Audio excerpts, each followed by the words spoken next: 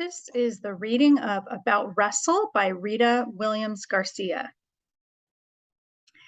Give me a number, any positive number, my brother Russell said, hot on the enthusiasm of his latest discovery. It had something to do with being able to calculate square roots in a way other than using the standard method. My sister, brother, and I were all talented in some area. I read early and spontaneously. My sister Rosalind was a gifted artist, and my brother Russell loved science and math. Close in age, we were each other's friends, audiences, and co-conspirators, although this did not stop us from occasionally ganging up 2 against 1. For the most part, we were each other's allies and listened to each other's ideas and dreams. MIT, here I come, Russell said. Mommy, who was listening from the living room, said, that ain't enough. Rosalind and I translated Mommy's remark in the 3 ways she meant it. 1, square roots won't put beans on the table. 2, no one's going to let black boys discover nothing else but basketball. And 3, if you're so smart, why can't you score over 80 in school? Russell gave a muffled but nervous laugh that went under his breath and out through his nose.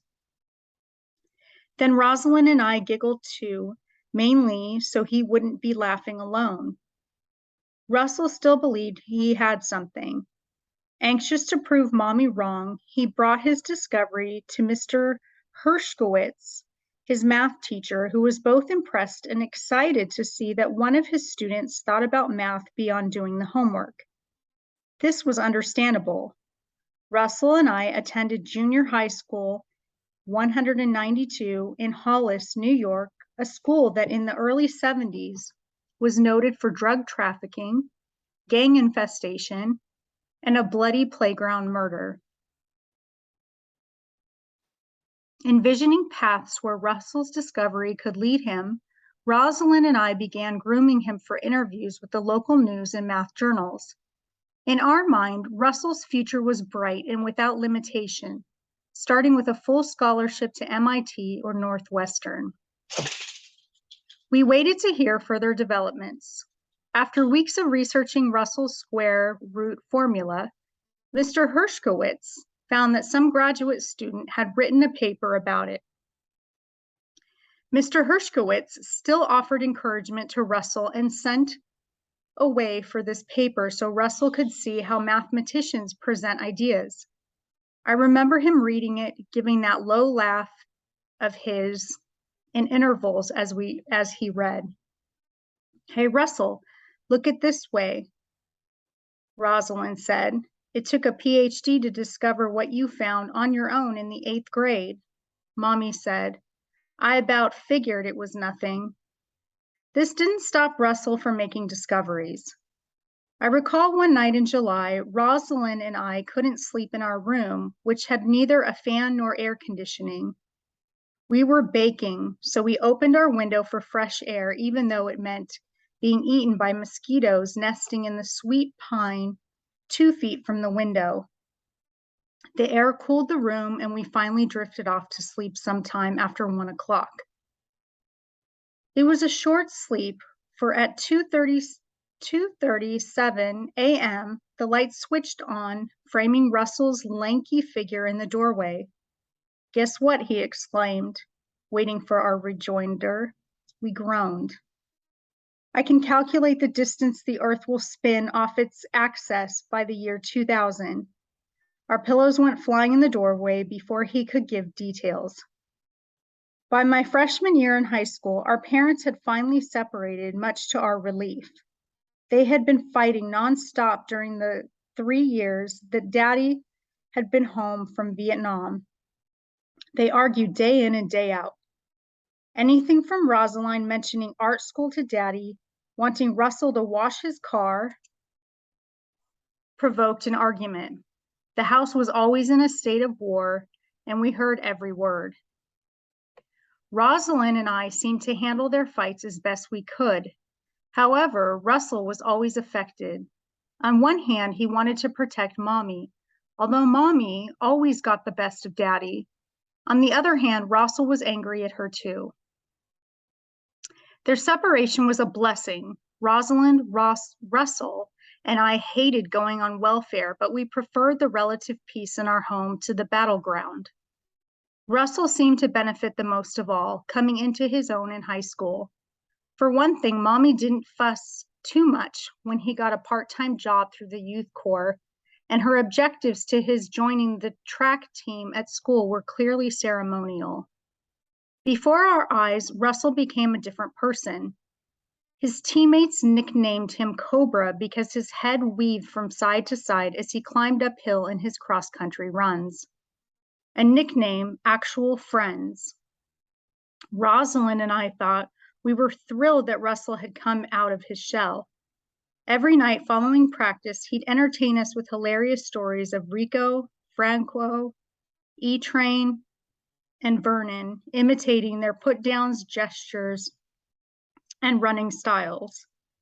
He had never been so animated. The following year, he was made co-captain of the team and helped coach the girls' track team. Things were going well. One morning his senior year, there was a knock at the door at about 6:45 a.m. From our bedroom, Rosalind and I glued our Alfred heads to the window to get a glimpse of the caller. I was sure the woman was a friend of Rosalind's from college. Rosalind was sure the caller was a friend of Mommy's because she was too grown to be one of her friends. At closer look, we could see that the woman was a girl with school books and that she had come asking for our brother Russell. The two of us ran to the top of the stairs to peer down at the doorway where Mommy stood, then back to the window to see the girl. We slapped Russell on the back as he made it downstairs. From the top of the stairs, we saw our mother, speechless and powerless, as her son brushed past her to greet Sherry. It was a big event. A girl had come knocking on the door for our brother. She stood there as bold as day, letting Mommy know she was there for her son. Russell came downstairs and the two walked off. He seemed to have an entire conversation for her and she was interested. Gasp! They were holding hands. Rosalind and I were ecstatic. It was so important to us, this validation that our brother was normal.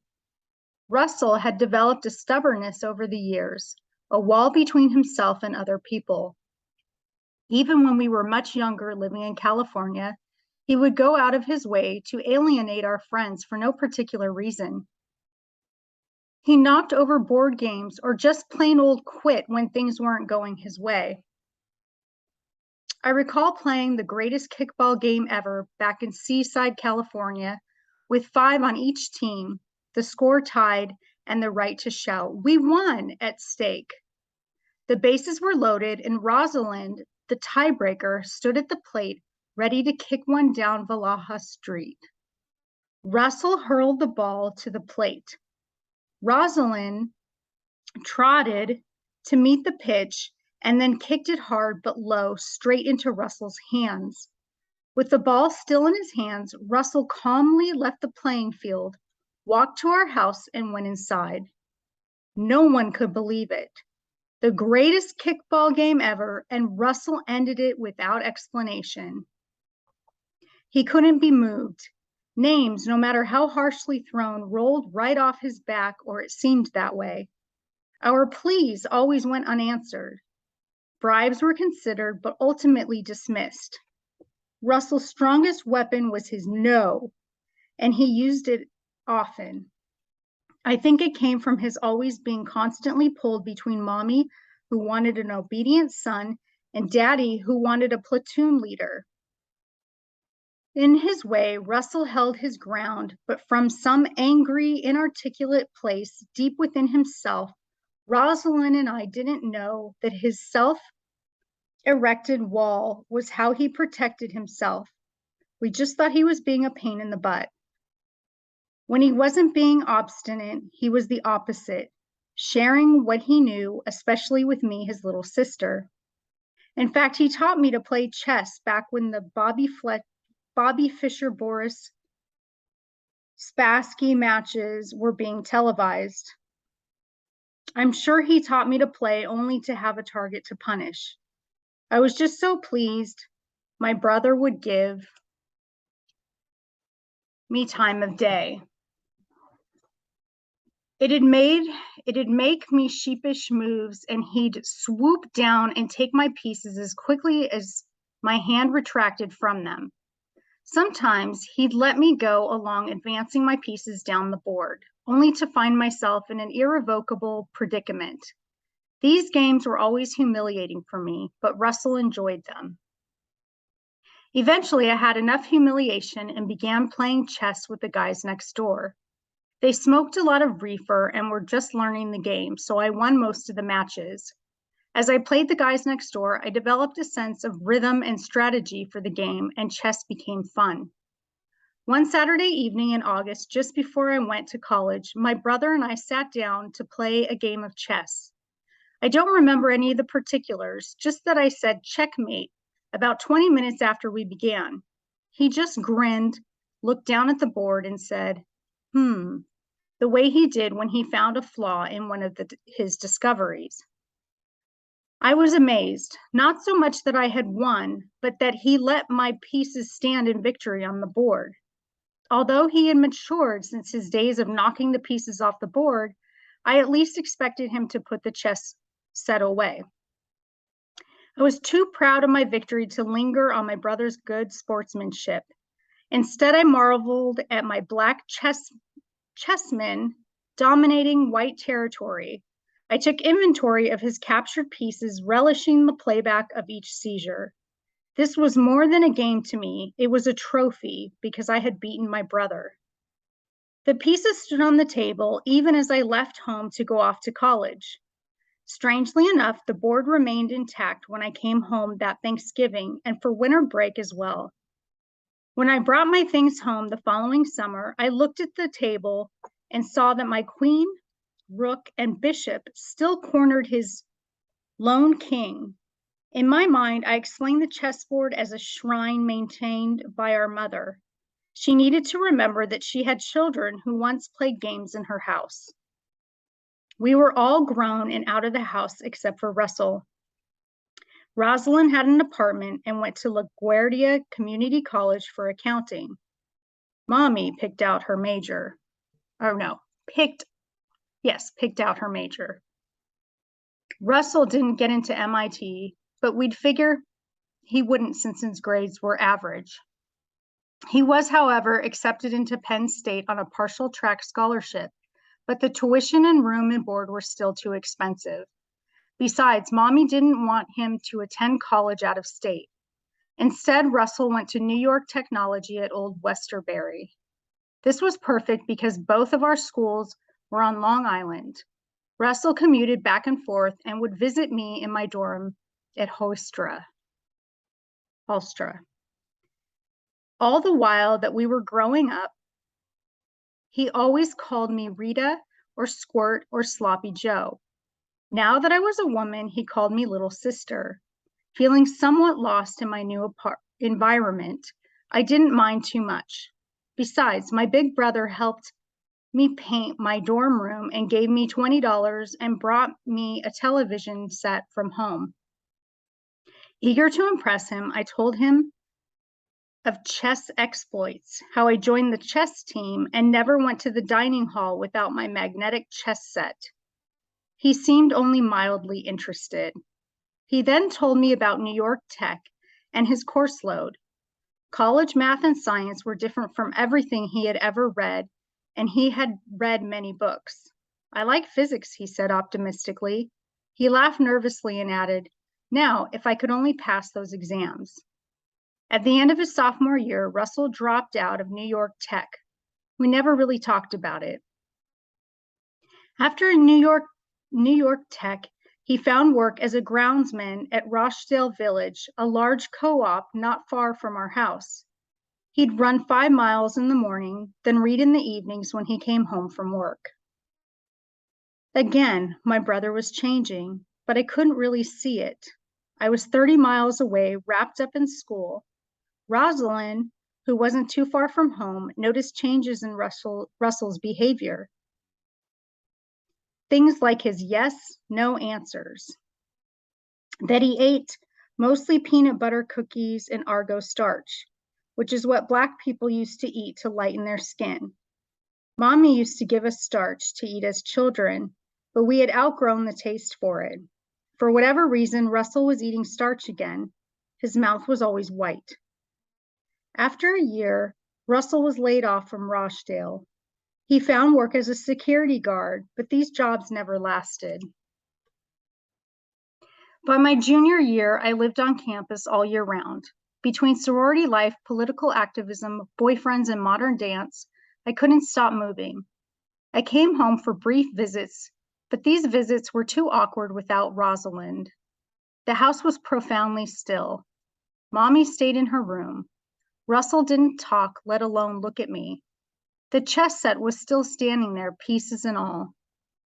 Rico, one of his track buddies from high school, told me he used to see Russell walking out toward the airport every morning. He'd call and call after him, "Cobra! Hey, Cobra Man!" But Russell didn't recognize Rico and would keep on walking. Mommy wasn't even approachable on the subject of her son, and Daddy would say, "What that boy needs is a woman." I once made the suggestion that Russell be diagnosed for mental illness and got what I expected. Take one psychology class and you know everything. You need to go back to college. Russell's problems were hard to ignore. He now had medical concerns which were hard to ascertain since he wouldn't talk. Huge boils covered his skin and he was always in pain. Rosalind and I finally ganged up on Mommy to get her to take him to a doctor. She finally relented some of her control and took Russell to the clinic to get his boils lanced. The lancing was all that was done, and no other areas of Russell's condition were looked into. Russell took the sanitation test several times and scored well, but they never called him for training or work. Daddy, who worked in real estate, got Russell odd jobs cleaning houses newly listed on the market, but the work wasn't steady. Always broke and without a routine, Russell became depressed. All of Russell's prospects were far from his grasp, physically and mentally. He stopped running. Ideas did not occur to him as far as we knew. Reading was replaced by watching sci-fi TV shows. Further and further, Russell slipped away, unable to make eye contact or hold a conversation. When he did speak, it was in a monotone, his eyes fixed elsewhere. Some 10 years later, when he came to my home for a visit, I realized he was talking to himself. Unemployable by most standards, he took to collecting soda bottles and redeeming them for a nickel apiece. At first, Rosalind and I were embarrassed. Our brother was going through people's garbage cans, but Rosalind put things in perspective.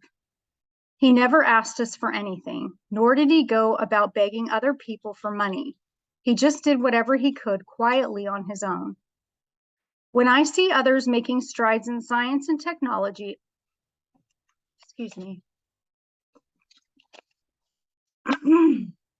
I tell myself, Russell could have thought of that. I have a hard time accepting that that was Russell a long time ago. When I talk about my brother, my well-meaning friends say, "You have to do something. Get him a job. Get him some psychiatric help." They don't understand. In spite of his illness, he has always maintained his no. A grown man, Russell simply will not do what he doesn't want to. Looking back, I wish I could say there were telltale signs that Russell would suffer from mental illness, but there were no incidents or episodes to point to throughout our childhood. Symptoms of his illness, his social withdrawal, and talking to himself came on gradually in his adulthood and were difficult for us to identify. Openly discussing Russell's illness and seeking help and information would be ideal, but it was not likely to happen within my family. Perhaps it is a function of our African American working poor background, and we're simply not talkers. My sister and I talk about Russell's poor diet and taking steps to encourage him to eat better than about his mental health.